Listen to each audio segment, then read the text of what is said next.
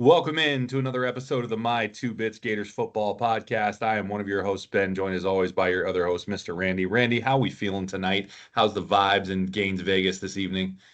B, what's going on, my man? We're doing great. We're thawing out from a couple of weeks ago. We're going to get a little bit of a cold spell here in the next couple of days, but all good.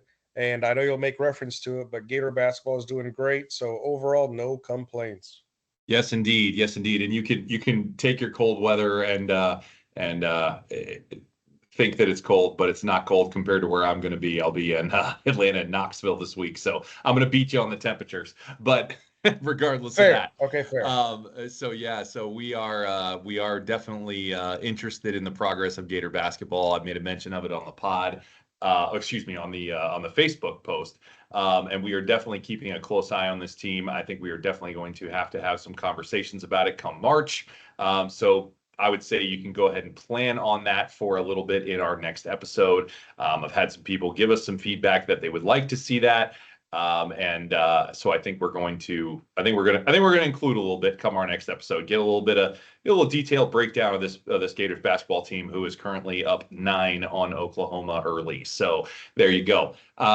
With that, let's get into things for the football podcast for tonight, because that is going to be what we talk about this evening.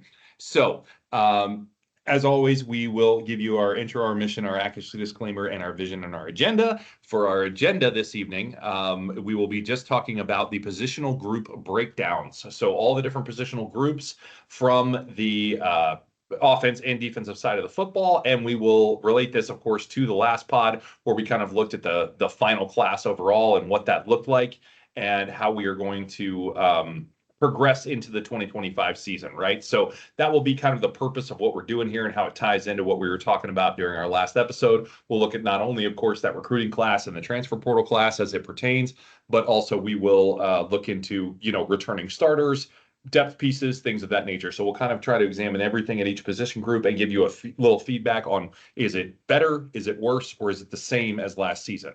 And we'll go from there. So with that, our intro, as always, our mission is to provide factual analysis of all things Florida Gator football and soon to be Florida Gator basketball, but for now, Florida Gator football. Our accuracy disclaimer is our information will be accurate to the best of our abilities. We will cite our sources whenever we use them, and all statistical data comes from either ESPN or stats.ncaa.org, and recruiting data comes from on3.com. Our vision is to have unfiltered conversation around the product on the field or the court, as well as recruiting and overall coaching decisions. Our analysis will be based on review of film, and while we will express opinion, that opinion should always be based in some form of fact. We will also evaluate strategy and tactics and discuss our observation of player personnel decisions as well as on the field execution. I'm going to start timing that and see how long it takes me to get through. But to that end, as I already mentioned, we are going to kick things off and do a review. We're going to start with defense and go by positional group on defense. So I will turn that over to you, sir, and let you get started on the D line. Give me your take on where we stand on the defensive line of things going into 2025. For sure. You got to be. Um, so D line, right? We're talking about whether or not these positional groups are better, neutral, or worse. For better or for worse. It sounds like a marriage ceremony. But either way, just a quick recap. What we're losing, if you want to call it losing, right? Yeah. Big Des, we got a little bit of weight that we're losing there at 425 pounds. We're losing a fair amount of weight between Dez and Cam Jackson here. Right. That's about 750 pounds, I believe. That's all. A little. But yeah, Dez is gone. Cam's gone. The one known as Pyburn, whatever, Ultimate Ninja Warrior, whatever he was trying to do with that eye makeup. Kelby Collins, Jake Plyburn, baby. Oh yeah, Plyburn. That's right. From Slate Farm. Kelby Collins, TJ Searcy, Joey Slackman. Of course, we didn't see a whole lot of Joey more towards the end of the season, but that's what we no longer have going into 25. Here's but that's a list of guys. So before you do that, let's look at that. We lose Searcy, yep. We lose Pyburn, we lose Jackson and Watson to the draft, of course, and then we also lose. Oh, I just lost the last name out of my head. Which one did you just say? Kelby. Kelby, yes, to transfer as well. So that's a fair amount of losses if you look at just overall players and like star rankings and things of that nature. Like that's a fair amount that we're losing there. So this is not to be taken lightly, I wouldn't say. So anyway, continue from there. Correct. So, as far as what we have to look forward to, we've got Caleb Banks coming back. We Yes, we have do. Tyreek Sapp coming back. Yes, we do. Um, and the other thing that I think people, and again, I forgot about it as well until I was doing my write up, is we lost someone in significant fashion a month before the season to a broken ankle, Yes, we and that did. was Yes, we did. Jamari Lyons. So Yes, he's we coming did. back.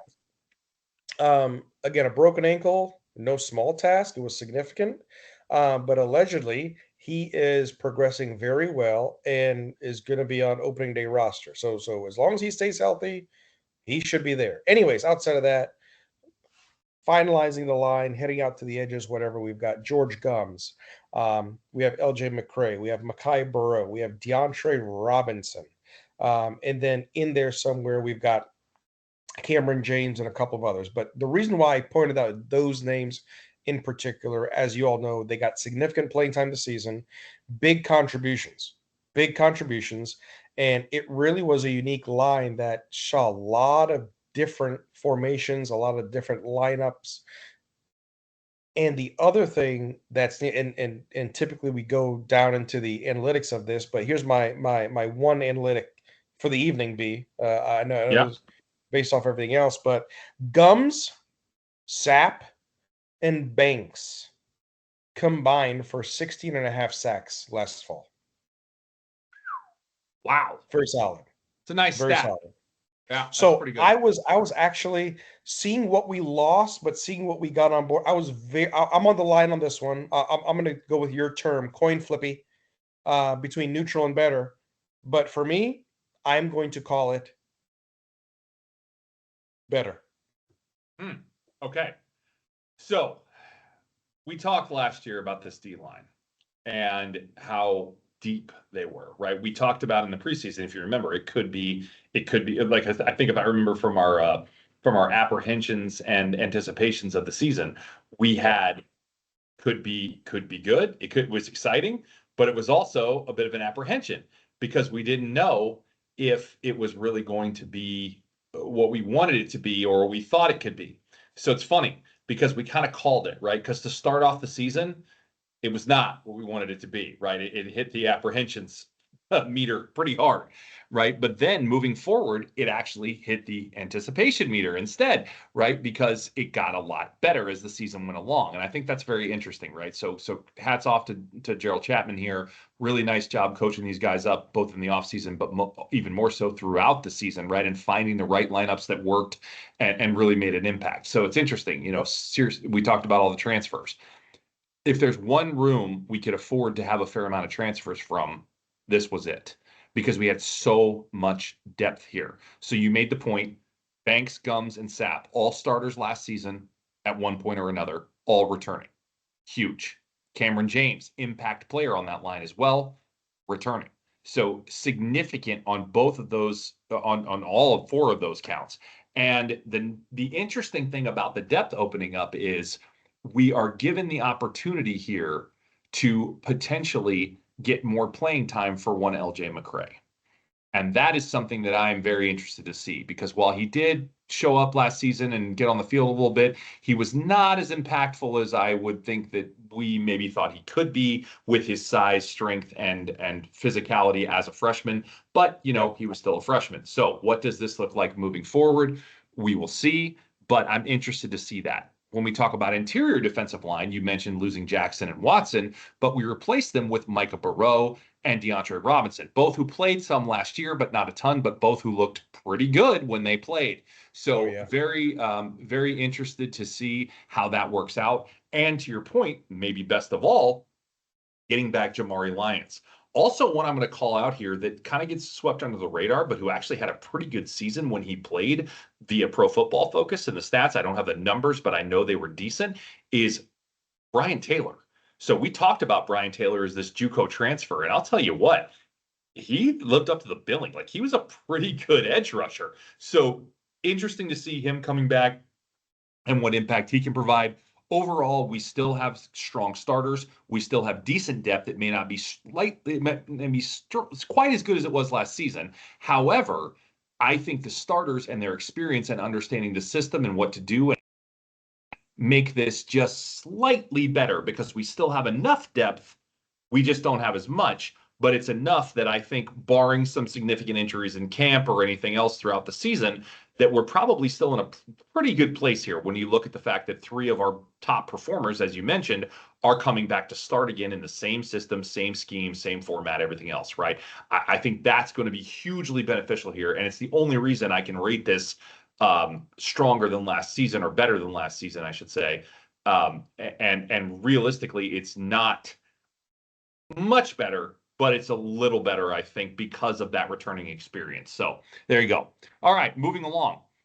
Linebacker. God, this continues to be a fun thing to talk about, even with the departure of Shamar.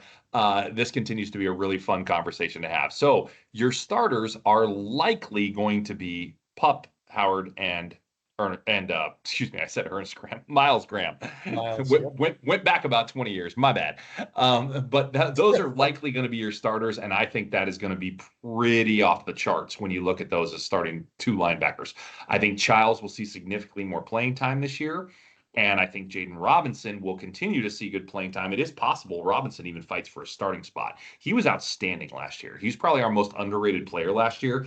Best tackler on the team, hands down. He had the least missed tackles of anybody on the team. And he was absolutely just very, very solid, even though he was, I believe, a redshirt freshman last season. Correct me if I'm wrong on that, if you know. But he was really, really good as a very young player, right? So very, very impressive with him. I'm also interested to see with the freshman addition of Ty Jackson, who is very promising recruit, if he gets in and gets a little playing time, kind of like Graham and Childs, maybe more so Childs, because he saw a little less time on the field. If it's more like that, but still, again, we've got talent, we've got depth, and now we have experience as well, and that's tough to beat. So I'm really loving this linebacking core moving forward. I have to call it better, even without Shamar. What do you got? Yeah, I'm with you, B. Great analysis there. I've got, and here's the thing, Shamar. I think we talked about this. We did not anticipate Shamar having a subpar season. I mean, am I wrong in saying we were surprised he went to the draft? No, you're definitely not wrong by my standards. I was shocked he went to the Okay. draft after the season he had. Yeah. Floored. And figure, obviously in 23 it was tough, the whole kneecap issue, Everbank Field, darn you to heck, and kneecap surgery and coming back, and I don't know, I didn't get the 24 that I thought he was going to have. Anyways, it is what it is. Outside of that, Wingo, okay, whatever, Mo, okay, whatever, but I'm with you. Pop Howard showed us so much last year, so much body of work in such a short period of time. I expect him to ball out this year. And either way, if it's going to be Pup and Jaden or Pup and Miles, either way, you've got Jaden and then Aaron Childs there in the waiting. So that's going to be a phenomenal combination. So I have nothing more to say except for that's going to be an absolute better for me because I really don't see. And again, no discredit to Shamar. He was the quarterback of that unit, defense for a long time. He was trusted. He's a smart, intelligent guy. But for whatever reason, he just, unless he had too much on his mind to worry about positionally, which is why he could not do what he needed to do, I think this is a huge upgrade because when you look at the physicality, the speed, and the agility between Howard, Graham, and Robinson that we saw this past fall, yeah, it can't not be better for me. Yeah, I think I have to agree with you there. I mean, even though again, I can't say that the overall talent ranking, right, of the room went up. I think when you look at, again, experience, talent, playing time, things of this nature, right? Robinson played a lot last year, right? He played a lot. So did Pup until he got hurt, right? So, I mean, these guys have experience. They're battle tested now. They both showed to be excellent linebackers. And then on top of it, Graham started to get some playing time at the end of the season and looked outstanding. And even Childs coming in from, kind of situationally then, but he looked really good too. God, Childs is huge, man. Like he is a That is a big guy man out child. there. big Yeah. guy out there. So really interested to see what this looks like coming back, and excited for it, even with some of the freshmen coming in as well. So, all right, moving on. Let's talk safety. Fire away. What you got? Let's look at the safety position, right? So let's take a look at what is no more, right? Trquez Bridges, I know he transferred over or whatever, but he made a phenomenal Gator. He just Yeah, did. The way absolutely. right, the way he went about his work, his demeanor, just especially what they asked him to do late in the season. And if those of you who don't remember, asking him to change a position and Yep. go from safety to To corner. corner, Yep. obviously with Marshall going down and then Devin Moore being the ever-present injury bug, catching that often, right? So you've got Trquez, then DJ Douglas, right? So that's going to be gone there. Yep. Um, outs- outside of that, in this room, I'm looking towards Well, people now, like, I'm sorry. Can I back you up? One there we will miss. One there we will not. Just saying. oh, fair point. Fair point. I mean, I don't disagree. So looking at this room, who are we looking forward to? We're looking forward to Jordan Castell. Now, here's the thing about Jordan.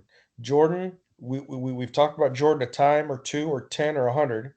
He's underwhelmed at times, but he has an opportunity to make up for that because now he's going to be the senior guy there. He's going to be in charge because after James, essentially, then you had Jordan as that young up and comer. So he's got, as coach would say, he has a lot of scar tissue, right? So we've got Jordan Castell. Outside of that, we have Sharif Denson. Outside of that, you've got Bryce Thornton.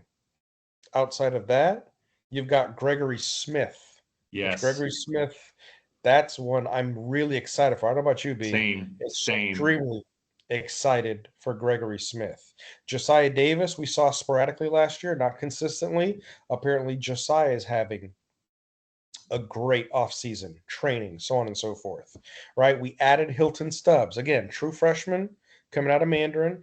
Hilton's more likely not going to play, right? But there might be some situational Well, I opportunities don't to know. I don't know. I won't throw it out. Him and Laganza both could potentially play here. I'm not going to rule it out.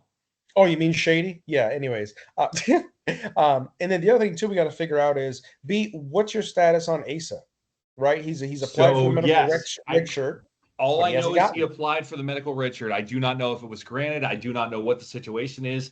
I mean, as far as we know, he's not in the portal or anything. So the Nope. expectation would be he comes back. But now that Will Harris leaves, who was his guy, I don't Right. know where we stand with him. It's very much a question mark. Very much a It's question just mark. wild. He goes down in the second quarter of the first game of the year, and it's almost as if we don't hear from him ever again. And Yeah. then it turns out, oh hey, he's going to apply for a medical red shirt. Oh hey, he had hamstring surgery. He did. Yep. Uh, so it was just wild. But anyways, I look at this room. I look at what we lost. Great point there. One we will miss, one we will not. It's okay though. But looking at that room as a whole, for me, because of what's up and coming, because of the scar tissue that's in Castell, that's in Denson, that's in Thornton, some of that experience there, and of course, Gates coming up, Smith coming up. Really looking forward to see him. For me, that safety room and safety is very, very key for me right now. I don't know if the scar tissue is enough. So for me, that room right now is a neutral. Interesting. Interesting. So I have a similar take, but also different. So here we go. So great call Fair enough. outs. I think Castell and Thornton are likely your starters, based on seeing what happened last year, right? I think that's likely your starting two. But again, question mark on Asa. Don't know. Don't know what's going to happen there, and he could end up being. But I think you'll see more of, regardless, starter or not, Gregory Smith, as you mentioned, who looked very good in limited action last season. And I think the potential for Hilton Stubbs or Drake Stubbs, let me use the nicknames, Drake Stubbs and Shady Hayward to play is There you there. go. I think Yeah. because of the lack of depth in this room overall, it's not a lack of depth entirely, but it's a lack of depth without the freshmen, right? When you look at to take away the freshmen, right? You mentioned Josiah Davis and you mentioned Sharif and you didn't mention Aaron Gates, but he's there too. But really, that's not safety, that's nickel, right? For those Nickel. Yeah. three. So in all likelihood, they're going to rotate somewhere in some way at nickel, right? So ultimately, when you look at the true safeties, right, the strong safety and the free safety on the floor, I think that's more likely what you're going to see in terms of the rotation is Castell and Thornton starting, Gregory Smith backing up. You might see Josiah play some safety. He's got the capability of doing that. But then do we see some of these freshmen get involved as well more often, more frequently earlier on? I think the potential is definitely there for at least one of them. I don't know which one yet, but I think at least one of them. And then also I'll factor in, you bring in a new safeties coach, right? Sinceri, he's going to be your safeties coach now. And does that make a difference here? Because I think one of the things that was lacking last year was a real presence at that position, right? I think Armstrong was technically coaching it, but that's not his strong point, right? I don't love how that looked from a coaching standpoint last season. So where do we go from here, and what do we do in that regard? Well, now we have a dedicated, for sure, safeties coach in Sinceri, and it's a guy who played the position. Well, he played linebacker, but similar. And then coached the position at multiple different levels, right? So very interesting to see how that pans out. And if we don't see some improvement there, as you mentioned, I'd really like to see Castell get better, kind of return to his freshman form minus the bad tackling, right? Like that would be what I'd like to see there. Certainly in coverage, I'd like to see him get back to that. And overall, I have this, even though we lost some pieces, even though we lost some depth, even though, everything else, because of the gained experience of the starters, right, in Castell and Thornton, most likely, I'm going to say it's slightly better than it was, but honestly, it's not setting the bar that high because this position really let me down last year, right? This was not a strong position on this team last year at all, and I think they can and will be at least slightly better, maybe even significantly better. But again, this is not a high standard at this point. Unfortunately, I wish it was, but it's not. Safety play last year was by far and away the most disappointing thing I saw on the field. It did get better when Triquez started to start, but when we started out the year with Castell and Douglas back there, man, it was rough. Not good things that we see back there. So this is something where I definitely think we have the opportunity to get a fair amount better. So we'll see what happens, but that's my take. So with that, let's move on to corner. So we're not going to separate nickel out here. We already kind of mentioned the nickels in the previous segment, so we'll just talk about the actual edge corners here. And those starters in all likelihood are going to be Devin Moore and Dejon Johnson. Again, likely, can't guarantee it. That's what spring practice and fall practice are for, right? So we'll see what comes out of it. But assuming Devin is healthy, assuming Dejon does not have some kind of, regression or something, I would think that is the most likely scenario that we are going to see. So having said that, what do we have for depth pieces? Well, don't be surprised if we see Cormani McClain get some playing time as well as Ben Hanks, even though he's a freshman. I think both of those guys showed significant, or not, excuse me, not both those guys. Cormani showed significant development last year. Ben Hanks is obviously a highly touted recruit, right? For those that don't know, he jumped up to a 5-star on the On3 industry ranking and really looks impressive. Again, we mentioned it before, but I'll say it again. Set the Miami-Dade County record for interceptions in a season last year. That is no small feat when you look at the athletes that come out of Miami-Dade, right? So having said that, we also have depth pieces in Jamar Grimsley and Teddy Foster that we don't really know what their capabilities are exactly on the field. We haven't seen a ton of them. Grimsley played sparingly. I don't think I saw Teddy on the field at all. So potentially some promise there as well. So again, we have some depth, which is good and it's needed, right? However, overall, you lost Jason Marshall here. Even though he didn't play the whole season, you lost Jason Marshall here. So at the end of the day, I'm going to say weaker than last season, but not by much. Do we have a not by much rating? I didn't think we have not.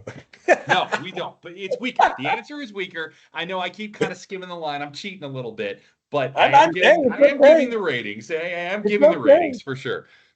You know me. I cheat often enough and keep it or pitch it, so it's okay. There you go. There you go. I see it. Yeah, overall good, man. When you lose Marshall, Jakeem Jackson, transfer portal, whatever. But outside of that, my thing is I'm looking to Devin Moore to eat his Wheaties, to drink more Gatorade, go to the Heaven or Football Complex, eat some of that delicious food, man. You got private chefs, cooking you really good food. Get your protein, drink your milk, keep your bones Get your healthy. calcium, get them bones healthy. Right, right. That's what I'm saying. Like, come on now. Come on, Devin. You're not trying to, hoof it anymore, trying to get your meal plan from, Rawlings or whatever the case might be. Like, come on, dude. No, but if Devin can stay healthy, I mean, great shape. 'Cause, I mean, his hair, he's got the hair game going. Now he's just get everything else to match. Dejon He's Johnson, got the hair game going. I like it. he does, man. He does. So the way I see that playing out there, you got Devin Moore, Dejon Johnson, and Have you seen the report on Cormani this offseason, B? Yeah. Cormani getting a little big in the weight room from what we're seeing, which is great news because he needed to put on some pounds. He was toothpick thick, right? Now he goes from toothpick thick to boulders for shoulders. Just saying. Just saying. So Love it. and Love it. then Teddy was highly recruited coming in. Jameer highly recruited coming in, right? Bang Hands obviously, but here's a guy that I think could come in and make immediate impact because he's got experience, came from a good system, and that's the transfer, Michael Caraway. So we'll see what happens with that. Good call. I Is it left Caraway out. That's a good call. I left him out. Yeah, well, it's easy to do, right? You got all these pieces floating around Yep. everywhere, but no, I think he can come in. He's proven to be very good with quote unquote lockdown type corner. Again, we heard the same thing out of Cormani as he was highly recruited, right? So I think it's going to be a good thing overall. For me, when I look at this room, it's tough. It's tough to lose someone like Jason Marshall, 3.5+ years, almost finished out his career. Didn't miss a single game until the shoulder separation injury in Kentucky game, I believe. Yeah, I believe that's Um, correct. yeah, but for me right now, I as Devin Moore is the big question mark as far as healthy goes, and I think you hit the nail on the head with Dijon. Dijon has all the attributes, the physicality. I hope he does not pull a Castells and regress in this year. So on that basis, I am putting the quarterback room as neutral. All right. So neutral, slight bit weaker, similar. You know what's funny? There's a guy that left that was a very highly recruited player that we didn't even mention, and that's Jakeem Jackson. And I think the reason we didn't mention him is he looked decent as a freshman, and then all he did his sophomore year was come out and get absolutely cooked. He And looked and that's why I just terrible, said, we love the team. absolutely cooked. I mean, just it was terrible. It was terrible. Honestly, I was glad he went down with the hammy so they stopped playing him. Not wishing for him to have injury, but just wanting to not see him on the field anymore. Right? No, never wishing harm. Let me be clear in saying that. I wasn't glad he got hurt. I'm glad he couldn't play because I didn't want to see him out there just getting smoked every down anymore. I don't know what the deal was because again, he looked decent as a freshman. Looked like he had some pretty good skills. Right? Looked kind of like living up to the bill of the recruit that he was.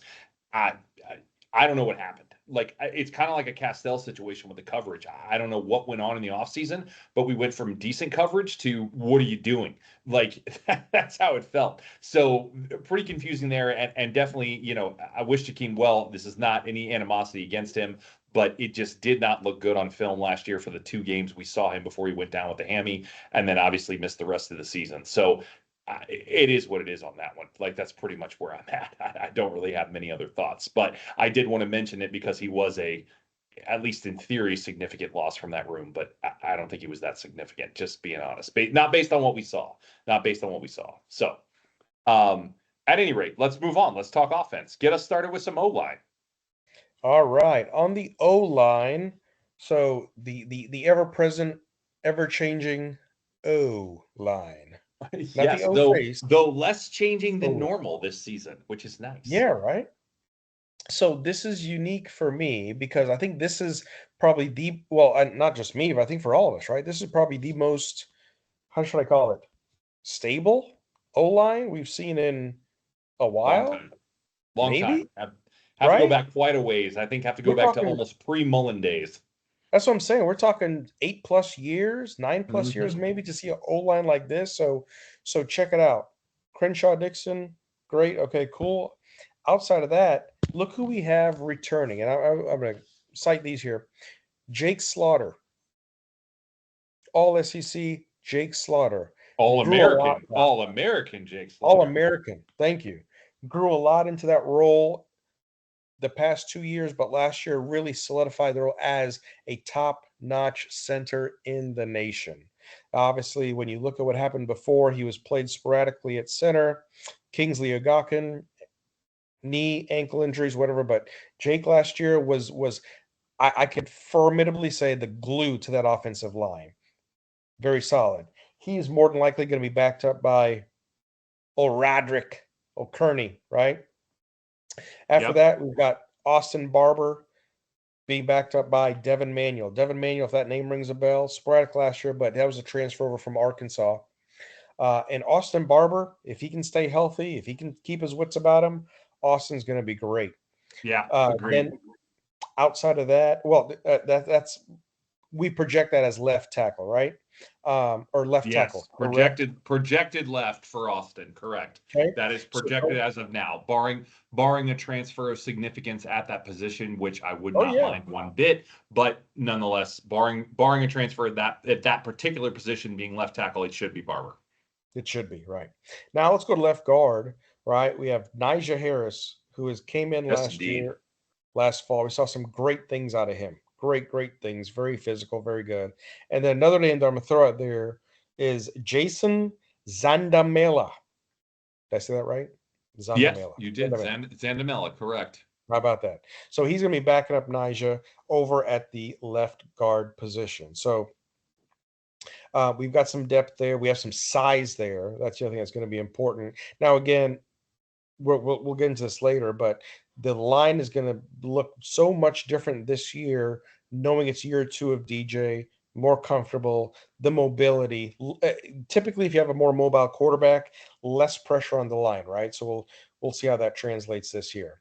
Now let's move over to on the right side of the line. Let's go to right guard, Damian George. Yep. Welcome back. Yes, indeed. Someone went Welcome to the back, Captain portal. Pancake. Yeah, someone went to the portal and only spent what 4 days in the portal and said, oh, "Okay, I'm good. Yeah, y'all stay." Um, so Damian, welcome back. And I know we've talked about this a lot last year, but prefer him as a guard versus a tackle. Yes, he was Guard, much better. not tackle, Much better. all day long. And we got Bryce Lovett. Bryce Lovett, we've seen on film. Yes, he Saw some looks great good. things out of Bryce. So he's going to be a great backup. Let's go to right tackle, Cameron Waits. And Yeah. we got Fletcher Westfall. So Cameron, I expect Cameron to have a very big year. He's gotten so good on his feet, so good with his hips and turning. So that's going to be awesome. And then outside of that, you have some size as well. Not as much scar tissue, but you got some size as well. You've got Caden Jones back there waiting to get some reps. You've got Noel Portning waiting back there, waiting to get some reps, right? Out of Portingen. Germany. I believe it's Portingen. Bless you. Portingen, exactly, right? Then you've got Enoch Wangoy. I mean, this sounds like the United Nations Council, but no, these are all guys with size 6'4, 6'5, 6'6, 320 plus, great size and just ready. So this line, the most stable it's been in 8+ years, recognizable. There's scar tissue, there's continuity, there's a lot of glue compared to just one piece of glue last year. And so for me, this positional group is better, B. It's better. Okay. So you left one out, or at least I think you left one out. I'm pretty sure I didn't hear Roderick Kearney's name. And Oh yeah, I did. that's going to be your backup at center or interior line, either or. And a really strong player, very highly recruited, probably the best, I think, of best offensive lineman recruit we've actually had since Napier's been here. And that's a kid that I think is going to see more snaps this year. I'm not exactly sure where yet, but I think he'll definitely be much more involved in the rotation. Um, love some of your call outs there for some of the positions. I don't agree with you on Cam Waits. I am not sold on him at guard or at tackle at all. I think he is a guard, not a tackle. Mm. I think he is not going to be good. Let's think back to the Miami game last year and what that train wreck looked like when he playing tackle, right? It was not good at all. Now he continued to play tackle, but he switched to a backup role real quick after the Miami game. And I think we all saw why. He was getting turned around like a turnstile in an airport. It was not good. It was not good at all. So I have questions about right tackle. Now, everything else you said, I agree with. I'm not going to go into the full detail, but you're absolutely right. Returning 4 starters is phenomenal, right? It's absolutely going to make us better. There's no question overall that I think this line has a lot of returning talent. Obviously, Slaughter. So, as per sportsgrid.com, Jake Slaughter is the #1 returning offensive lineman at any position in the country, FYI. So, not familiar with Sports Grid, don't know their stats or anything else. However, anytime you get rated by a site as the #1 returning offensive lineman in the country, it's probably not a bad thing. So that's just a little FYI on that one. Wanted to make sure to call out Jake for that because man, he's been really good. So really excited to get him back. As you mentioned, Barber, Harris, and George as well. All should be solid. I want to see us pick up somebody in the spring portal at right tackle. I'm not confident there. I like Fletcher Westfall as a prospect. He did not play hardly at all last year as a freshman. Not unexpected. Doesn't normally happen to play O-line at freshman in the SEC, right? It's just not common. I think he could do something there, but I don't think he has enough experience, possibly enough weight to get in over Waits. And I think Waits is likely your starter right now, and I don't love it. I'm not excited about it. Having said all that, I agree with you. Stronger. This is better than it was, despite the fact that we are missing a potentially key piece at right tackle. So jury's out. We'll see what happens. Portal's still open. Maybe Westfall steps up. There are options there, right? It's not a dead issue, but I am not excited to see Cam Wade start at that position come the end of August next season. I honestly don't want it to happen. We'll see if it does. We'll see if it doesn't. But I think last year, when you look at the line, the right side was the issue, right? At least to start. George proved out to be pretty good. Had some great blocks going down the stretch before he got hurt near the end of the season. So I have confidence there, and I like your call out of both Caden Jones and who's the other one you mentioned there at Noel, backup? No, it was the one before that.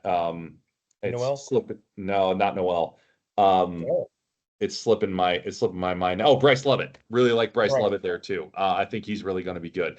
So I think we have lots of promise there. Again, interior, I'm not as worried about. It's that tackle position, and it's really a big question mark for me. We'll see where it goes. So to that end, let's move on. Let's talk tight end.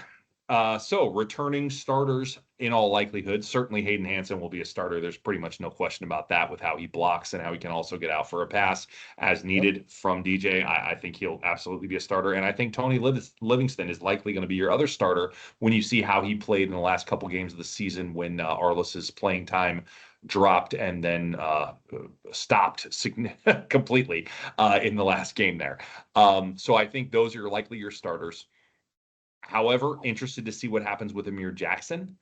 He should have the opportunity to get some reps here as well. But depth here is a little questionable. I don't know that we really have I know we have other guys on the roster, but I think those are going to be your three that have, the most significant impact. And that's assuming that Amir, can figure out how to block. Speaking of people that don't know how to block, losing Arliss is no small loss here, right? Losing Bordyham, despite the fact that he couldn't block Muggsy Bogues. It's really it's really not a great thing to lose a guy that's that athletic and that dynamic in the receiver role from tight end, right? So that is a loss. Even if he did only go to Bowling Green, I think there's no question that losing Arliss is a loss here. So I have this room slightly weaker than last season. So just slightly worse than where we were. And I think we'll still be fine here. We don't use the tight end a lot other than blocking, quite frankly. So I think we're going to be okay. But having said that, I think again, this is where we have the opportunity to do more offensively from a pass catching standpoint. And I don't know whether or not we're going to see that. Time will tell. What do you got on tight end? So this is one that we're going to completely go opposite of.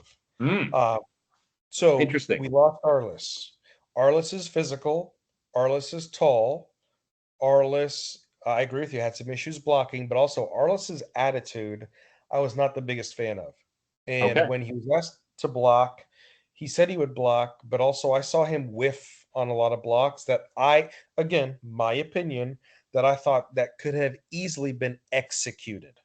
More There's that. more whiffs than a wiffle ball with golf. Oh, fair. There you go. There you go. So for me, is Arliss a loss? Yes, in the sense of the offense and the scheme. But outside of that, what did he really do in the blocking? Did he really help to execute those blocks, to seal the edge, to do what he needed to do to spring a running back or No, spring a screen pass or no? And so, no, believe it or not, he got turned around more than Cam Waits did. In fact, he didn't really get turned around. He just whiffed, like you said. So yeah, right. And so that was the issue I had. And seeing some of his body language at times, I just, he out of all the tight end, again, I'm just talking tight ends here, he was the one who hung his head the most. And it was a shame because from a physical standpoint, he's a specimen of a dude. yeah, He's for got sure. it. But looking to Hayden Hansen, let's see if he grows his hair out anymore. He'll resemble Thor, maybe, trying to target some of that, and that's cool. I dig it. Hayden, 6'5", 6'6", lengthy, big range, 7-foot wingspan. I dig it. Tony Livingston caught a pass in the Gatsby Bowl. Awesome for him. The pride of Tampa, where he's coming from. So that's awesome there. I think Tony's got some great physical abilities, got a really good attitude about him. Amir Jackson has the opportunity to come in. And if he can be as physical as we saw him in some games last year, he has the opportunity to play and earn his way in. And of course, who I'm going to call our Moneyball kid, Cameron Kosman. Again, 2-star, Chesterfield, Missouri. Is he going to see anything? Not really, but at 6'7", 242 pounds, I want to see that frame on the field. I want to see what he can do. So maybe we have a really awesome game. Maybe we're ahead by 4 scores, end of third quarter. Tom Petty's blasting. Coming into the fourth, we see Cameron make an appearance. So different things like that. But for me, this room is better. Interesting, interesting. Yeah, we definitely do see that one differently. I think regardless of Arliss's attitude, and you're not wrong about it. But at the end of the day, when you look at production on the field, especially if you go back a season, right, and look back at 2023 instead of 2024 season, I mean, Arliss was great, right? I mean, we don't the biggest loss with Arliss is you don't get to say Arliss Boardingham on the pod anymore, right? Yeah, That's a you're right. that's a terrible loss. It's just a terrible loss. But no, I think to your point, and it is worth mentioning because we don't use these guys in the passing game probably as much as we should, but because we don't, and we'll leave the offensive coordination comments alone tonight. I promise I won't get into it too much. I am gonna have a little knock when we get to quarterback, but not bad. But we'll leave it alone for the most part. But when you look at it, we don't use these guys in the passing game that much. They're much more involved in blocking. So you make a valid point there. So if you have better blockers, maybe this room is upgraded, and I'm willing to concede that that's possible with again how we use them in this scheme, right? So I think there is a valid point to be made there. I'm sticking with my take. I still think I you lose got you. that kind of athleticism, but your point is taken, and I don't think it's off the reservation certainly. So to that end, let's move on. Let's talk wide receiver. Go for it. Wide receiver, aka weapons. So let's see. Who are we losing? We are losing a significant amount of production out of Yeah, Badger just a little. and Shim DK. Yeah, we are. Badger, Miss you guys.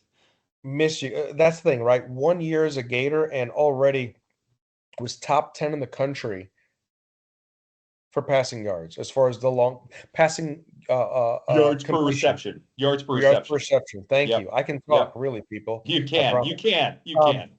yeah. So and Shim was right there with him. These two guys, phenomenal. They were great targets, great route runners, great hands, great footwork, great people, just great people. Yeah. What are we looking Solid guys for sure. right? 100% great people. What are we looking to coming into the fall here? Well, at the end of the day, we've got Eugene Wilson the third, aka Tricky Trey, coming back from hip surgery. My hope is that at hip is surgically repaired, he's able to rehab it, and he is going to be good to go and be up to his tricky, shifty self. So we got Trey. Backing up Trey, we got Tank. Tank's fast. Period. Want Thanks, to see him fast. run some routes. Want to see him go downfield. And he's proven to have great hands too. So hey, you Agreed. couple great hands with track like speed, we're good there. The other wide receivers, we're looking at Aiden Mizell, who Aiden showed us a thing or two or 10 last Yes, he did. fall, backed up by someone else coming off of surgery, ACL surgery last year, Khalil Jackson, who will be a senior this year. And then my third group of wide receivers, I'm going to break it down to the transfer, J. Michael Sturdivant. And then backing him up, I have, believe it or not, Dallas Wilson. And so we'll It's a see what happens. possibility. Yeah, with Vernell, Dallas has some size over Vernell, right? There's a little bit more there, but either way, we do have Vernell Brown still back there. Again, Dallas Wilson, Vernell Brown, true freshman signing to this class. Real excited, but either way, the bottom line is we have weapons. We lost a lot in Badger and a lot in DK.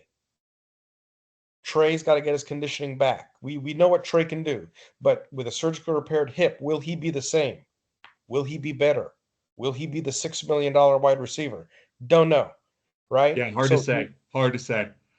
it is. So you're losing that, and I want to say better because of the weapons, because of the speed, but we also know vertical passing concepts. We know some other things. So for me, as much as I want to say better, I'm going to put the wide receiver room as neutral. What do you I got? like it. I like it. Similar take.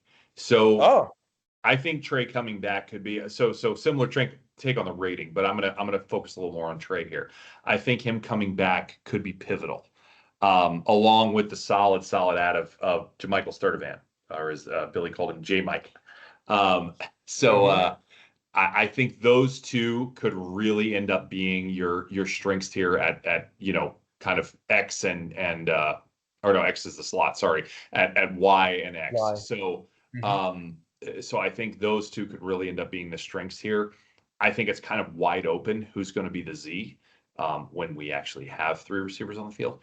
Um, Oh, I think it's a little wide open who's going to play that position right now. I don't think we really know. I think your favorite would probably be Aiden. However, I don't think that it's a known commodity at all that it will be him. And perhaps Khalil gets back in the mix there. I don't think he should. I love Khalil Jackson. I think he's got a ton of heart. I feel terrible that he got hurt the way he did last year. I don't think he has the talent to play in this room. That's just my take. Call me a little harsh there. I don't know, but I just trying to keep it real, right? And maybe this is when keeping it real goes wrong. I don't know. We'll find out. But regardless of that, I think to me, I want to see Mizell step up into a bigger role, as I mentioned. And I love the incoming freshman, as you mentioned, whether it's Brown or Wilson or possibly both. I think we really have something here. But I think it's funny that you mentioned and you called out Tank. I think Tank's your sleeper. Not just because of the speed, but because DJ said last year that Tank is his boy. That's his guy. If you're all everything quarterback has a receiver who's his guy, my guess is he's going to see the field a little more as a sophomore.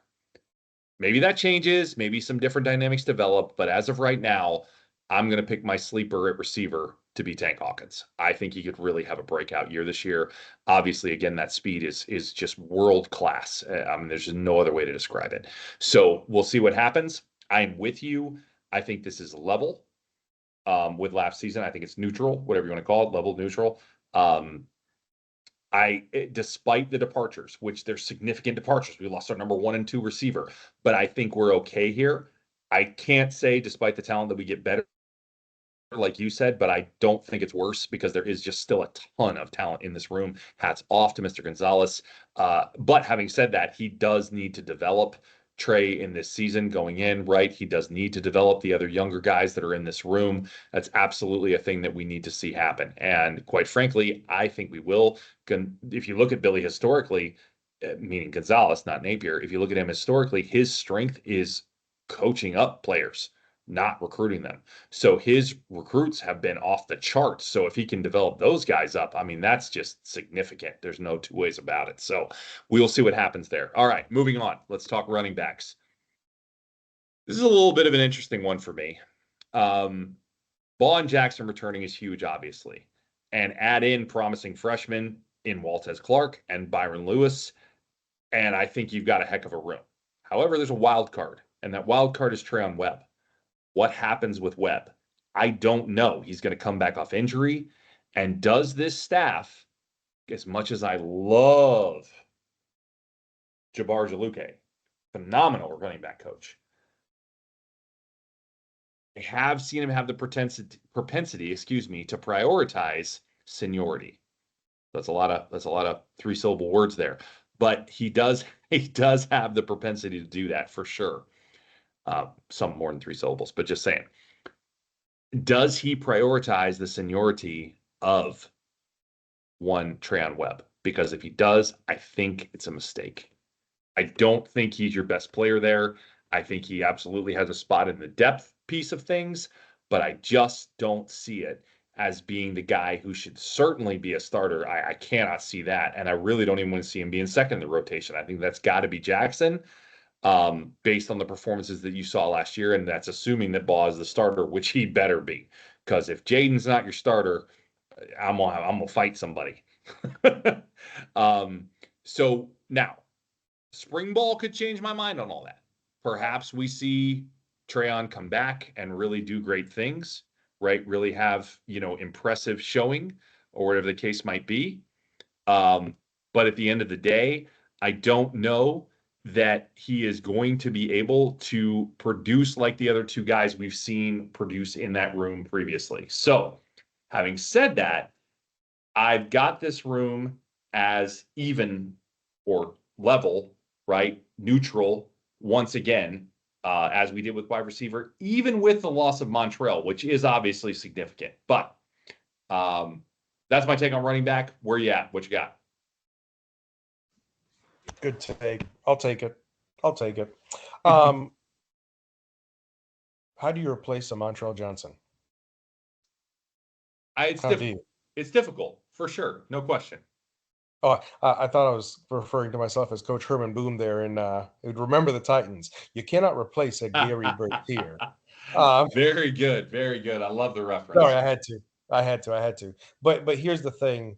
I can see why you say neutral. I get it. But after what we saw out of Jaden and Jacoby last year, that should be a podcast.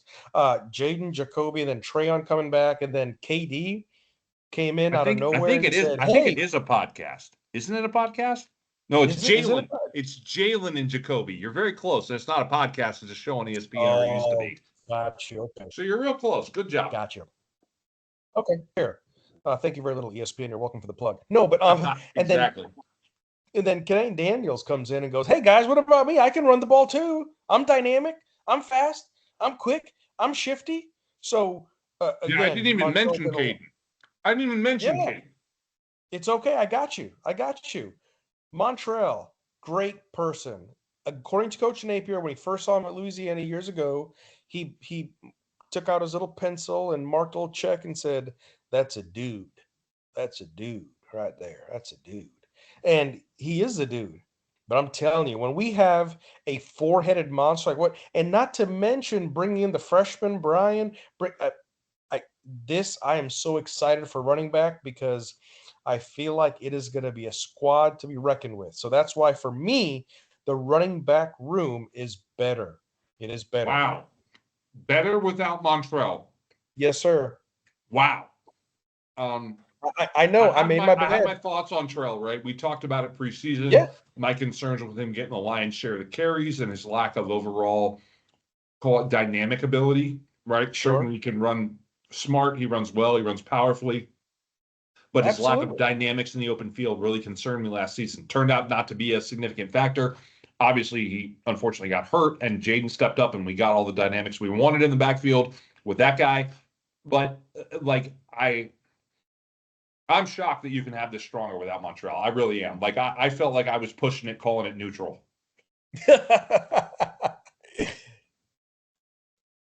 All right. Hey, fair enough. Your take is your take. Last but not least, lead us into QB. Let's talk. Let's talk. What are we losing? We are losing a field general. We're losing a great leader. We're losing someone who, again, despite the abilities or lack of abilities, And I know he spent more time in Wisconsin, but for all intents and purposes, he was a Gator through and through. He gave the Swamp all he had, the best he could do, and continues to do great things off the field. We know who came in last year. We know whose team it is this year. And we know who your favorite DJ is, period. Period. So Lagway is going to be backed up by Harrison Bailey.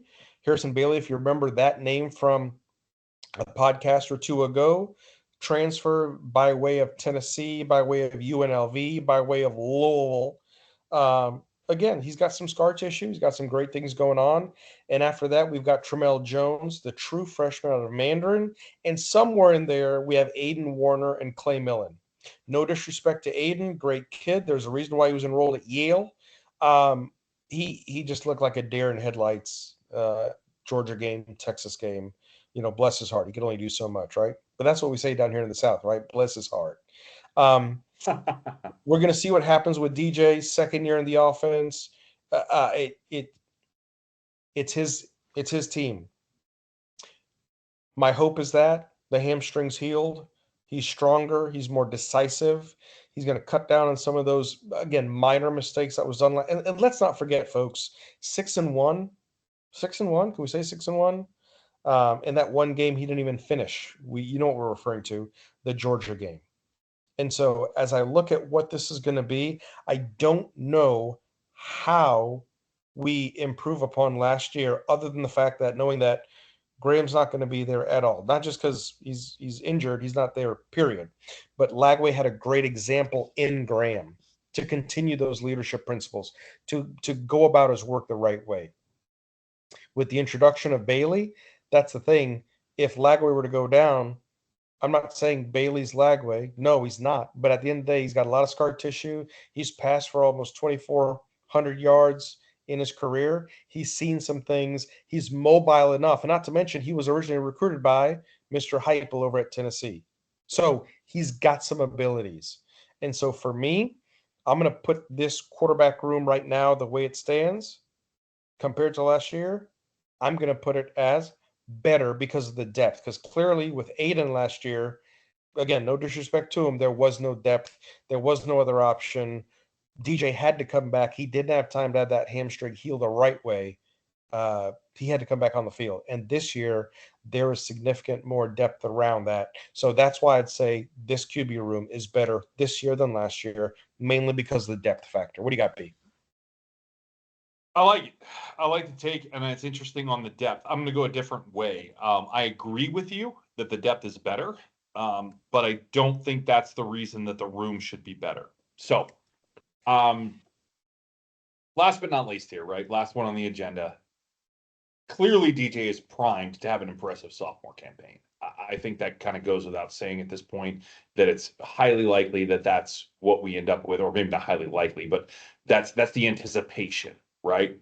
However, he must improve in reading at least certain defenses. He reads defenses overall fairly well, but there's certain ones that give him a little bit of trouble. And assuming that he does that, and then also assuming that he makes less mistakes once he does read them properly, then we should see an improvement here. But if he doesn't, if you look at the passing game here, and the regular cadence with which our lack of dynamics is there to get the deep ball downfield, right? Making those home run plays to make up for mistakes is just not necessarily going to be something that you're able to do. That's just the nature of what we're looking at based on the film that's now been out there on DJ. And of course, the film that has been out there for quite some time on Napier. Ultimately, I think that's really what you're looking at, is that we're not necessarily going to see this ability to just chuck it all over the field like we would all like to. That's my take right now. Hope I'm wrong, but that's what it seems is likely. So, having said that, I agree with you on the depth pieces, adding Harrison Bailey, adding Tramel Jones, keeping Warner and Millen on the bench. And I don't know that both of them end up staying as actual scholarship guys, but maybe they do. It's solid. The depth of position is better. There's no question about it. However, if DJ does not improve the way we think he could, should, will, right? I think those things happen, but if I'm wrong and he doesn't, right? If some of those defenses continue to give him fits, if he continues to make some of those mistakes that, he needs to improve upon, quite frankly, then this room is not better. It's actually slightly worse.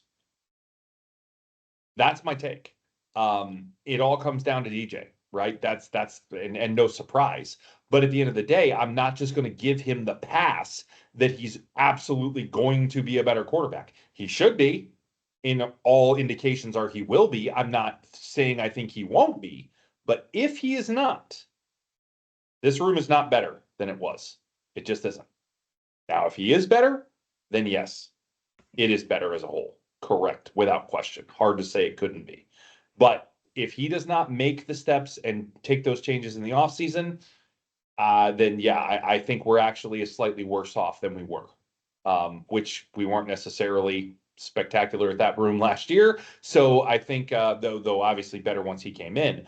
But overall, I think overall the room takes a little bit of a hit if he does not make some progression in this season. Which again, I don't predict that. I'm not saying I think that happens, but we have to account for the possibility. So that's all I'm doing.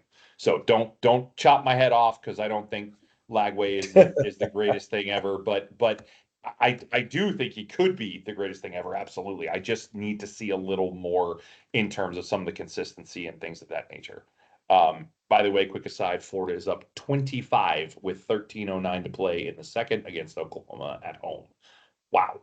That is a team with a winning record, and we are destroying them. So just want to throw that out there, and more than a winning record, 16-9. Yes, quick sidebar. So moving along, I think that wraps us up. And I think it should, because I think we're right about an hour, maybe a little hour and change here. So I think we're good. So our next regularly scheduled pod will be March 4th, where we will be doing a review of the coaching and staff changes that we have seen, as well as previously mentioned, and aside with some Gator basketball thrown in there. So we'll talk a little more detail about these very, very impressive Gators on the hardwood. So to that end, thanks to everybody, as always, for taking the time to listen. We really appreciate it. As always, it has been our pleasure to bring it to you, and we hope you've enjoyed it as much as we've enjoyed bringing it to you. And with that, I'll turn it over to Randy to give some final thoughts and sign us off. Yeah, man. Great opportunity. I enjoy doing the better worse neutral because it gets us poised for some upcoming pods. Looking at the season preview, the spring game coming up, of course, in a couple months, and so really enjoyed going through this and taking a look at these positional groups because it's so tough sometimes when you're looking at, are we really objectively better? And of course, a lot of opinion thrown in there, but again, trying to look at the data, trying to look at the personnel. So great opportunity to take a look at that. Gator Nation, thanks for staying with us. Hope you enjoyed it. We look forward to bringing you to the next one. But in the meanwhile, wherever you are and wherever you may be listening, thanks for taking the time, and we will see you around, Gator Nation.